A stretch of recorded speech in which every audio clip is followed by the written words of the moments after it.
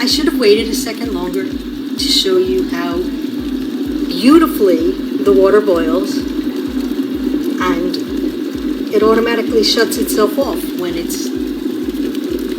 done. So again,